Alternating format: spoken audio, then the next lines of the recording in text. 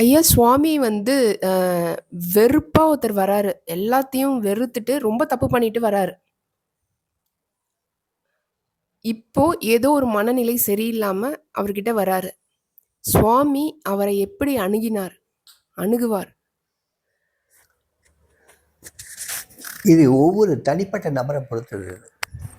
வெறுப்போட இருக்கிறவர் சாமிகிட்டயே வரணும்.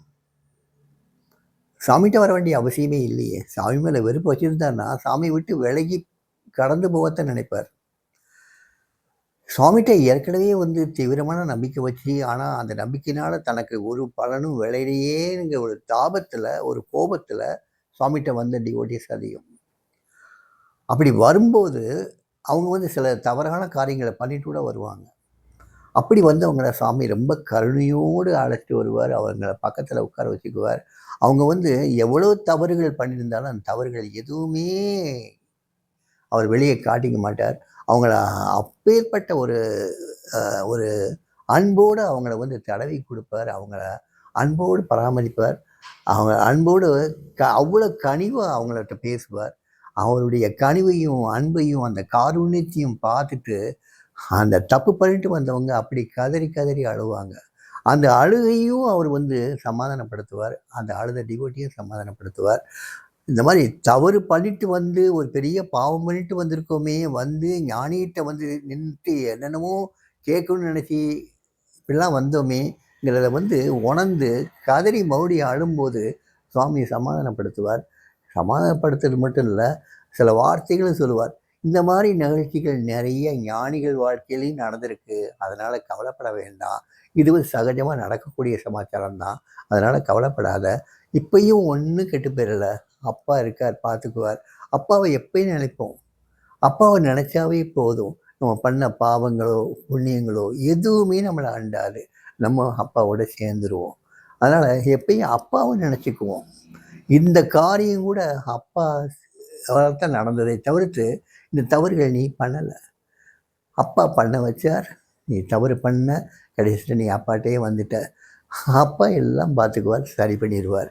அதனால் கவலைப்படாதுன்னு சொன்ன உடனேயே அவர் அது வரைக்கும் பண்ண அந்த தவறுகள், அதனுடைய தாக்கங்கள், அது எல்லாமே போய் நிஷ்கலங்கமாக ஆகி கொஞ்சம் கூட அவர் ஒரு நிர்மலமான ஒரு மனசோட திருப்பி அவருக்கு போவார்.